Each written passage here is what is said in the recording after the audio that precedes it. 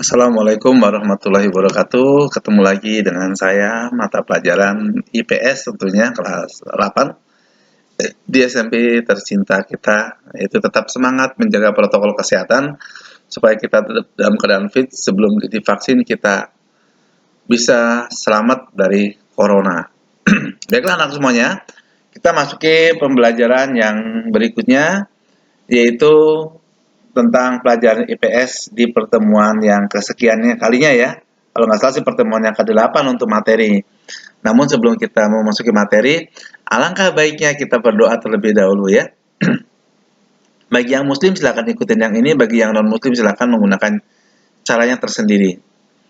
Bismillahirrahmanirrahim. Allahumma aknini bil ilmi wa jayinni bil ilmi wa akrimni bit taqwa wa jamilni bil afiyah. Rabbi zidni ilma warzuqni fahma. Amin.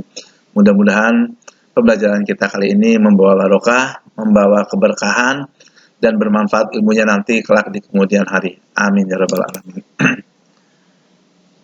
Baiklah anak-anak semuanya, kita memasuki ke bab yang keempat, yaitu perubahan masyarakat Indonesia pada masa penjajahan dan tumbuhnya semangat kebangsaan.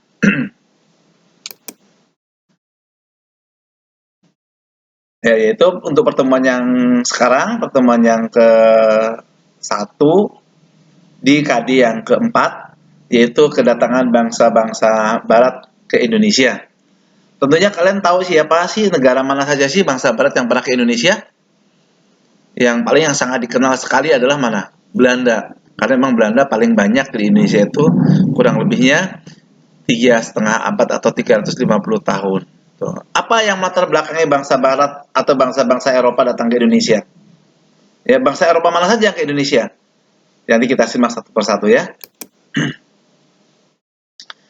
Dan tadi tujuan kedatangan bangsa Barat ke Indonesia, yang pertama yaitu imperialisme dan kolonialisme. Apa sih imperialisme? Yaitu sistem politik yang bertujuan menjajah negara lain untuk mendapatkan kekuasaan dan keuntungan yang sebesar-besarnya. Makanya, mengapa Belanda bisa sampai 350 tahun? Usia manusia rata-rata itu 65 sampai 70 tahun. Kalau 350 tahun berarti sampai dengan kurang lebihnya 5-6 keturunan manusia itu dalam penjajahan Belanda. Mengapa bisa sampai selama itu kita dijajah oleh Belanda? Ternyata banyak orang-orang Indonesia menjadi pengkhianat dan mereka lebih memihak kepada Belanda. Senang melihat teman-temannya disiksa, lihat bangsa Indonesia disiksa. Yang penting dia merasakan aman. Itulah watak-watak orang Indonesia pada zaman dulu sehingga kita dijajah dalam kurun waktu yang sangat lama sekali. Belum ada kekompakan.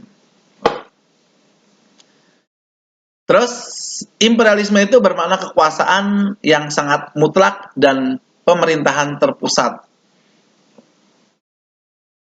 Imperialisme dibagi menjadi dua, yaitu imperialisme kuno dan imperialisme modern.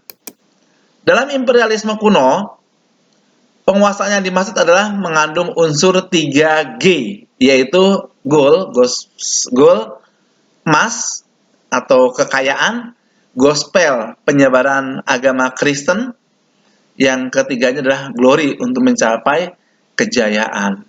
Tujuan mereka menjajah Indonesia seperti itu.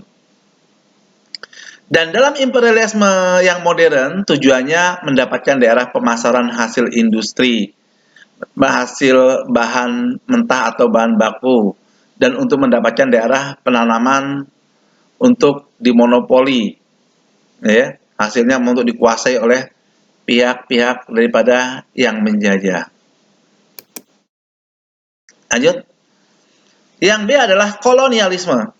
Kata kolonialisme berasal dari kata kolonus yang berarti petani. Kolonialisme sendiri itu adalah paham tentang penguasaan oleh suatu negara atas daerah atau bangsa lain untuk memperluas negara itu sendiri.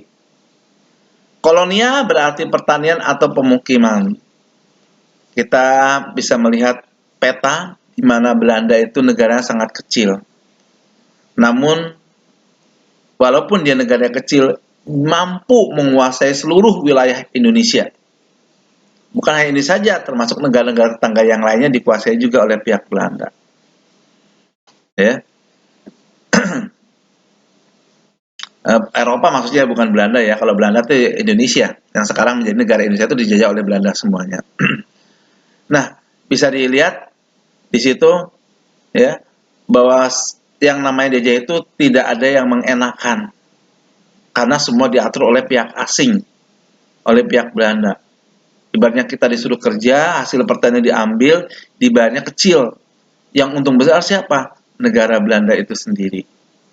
Dia memperluas jajahannya, memperluas wilayah sampai memasuki wilayah Indonesia. Nah, apa tujuannya? Ingin memonopoli, menguasai satu kekuasaan yang mana sumber daya manusianya dikuasai, tenaga kerja dikuasai, daerah perdagangannya juga dikuasai. Dia yang mencari keuntungan yang setinggi-tingginya tanpa memperhatikan uang itu halal ataupun haram. Ya, tidak ada sih sepertinya negara-negara Muslim yang menjajah Indonesia. Ya, itulah negara-negara Belanda yang menjajah.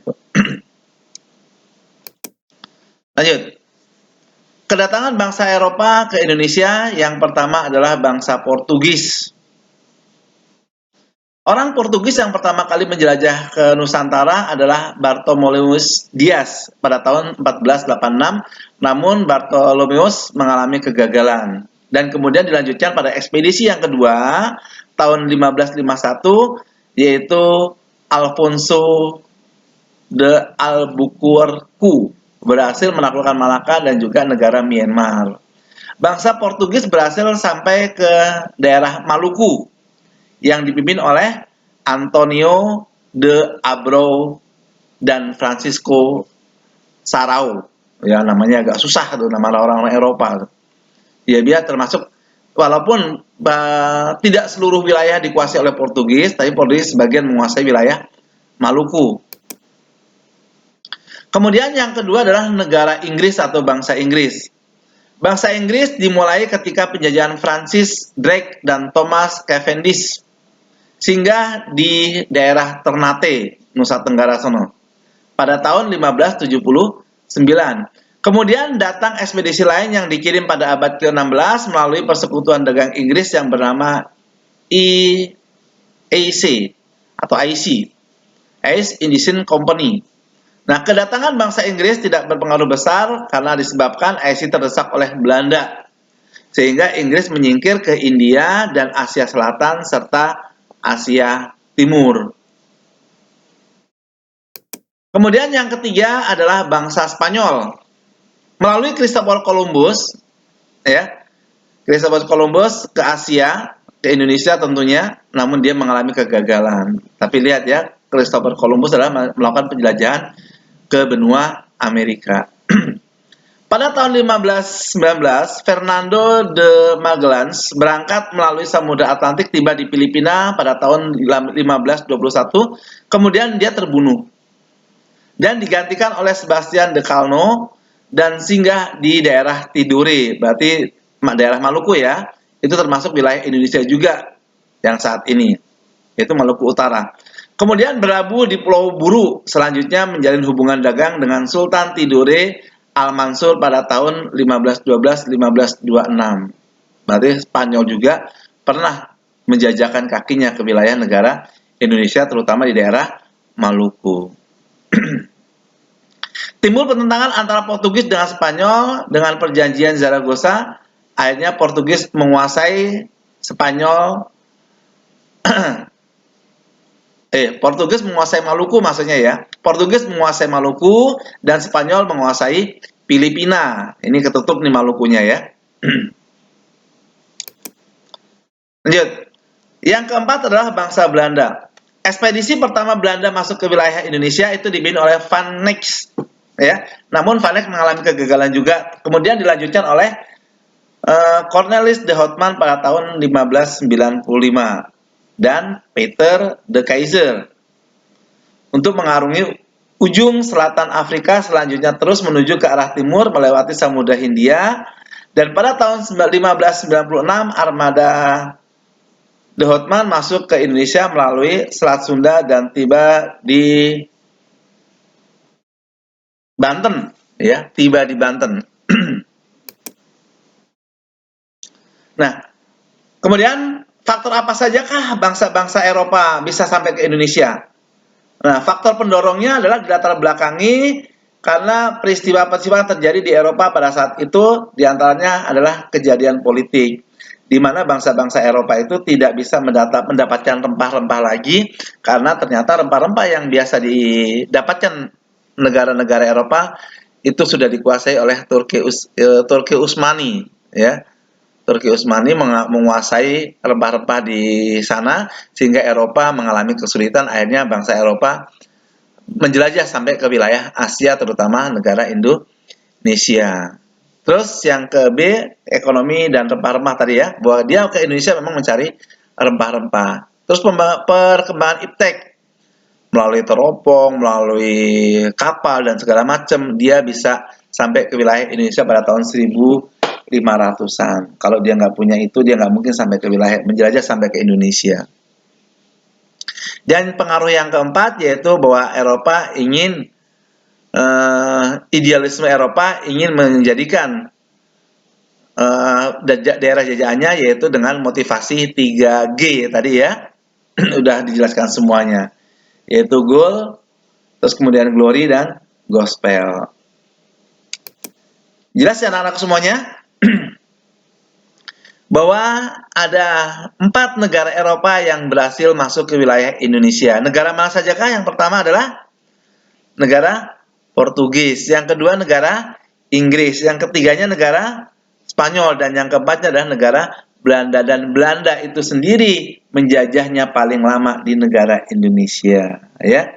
Kurang lebihnya 350 tahun. Usia manusia saja nggak mencapai 100 tahun. Itu mencapai 350 tahun. Jadi pembuat pembelajaran buat kalian semuanya, jangan sampai nanti kalian juga negara kita dimasuki oleh bangsa asing yang menjajah kita semuanya. Yang namanya dijajah tidak akan enak, ya. Kita silakan menjadi bangsa yang merdeka, maka jadilah kalian orang-anak yang pinter. Baiklah anak-anak semuanya, saya cukupkan sampai di sini. Terima kasih untuk pembelajaran kali ini. Marilah kita tutup pembelajaran kali ini dengan membaca doa.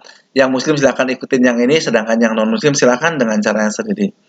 Subhanakallahi wa huma wa bihamdika wa asyhadu an la ilaha illa anta astaghfiruka wa atubu ilaik. Wassalamualaikum warahmatullahi wabarakatuh.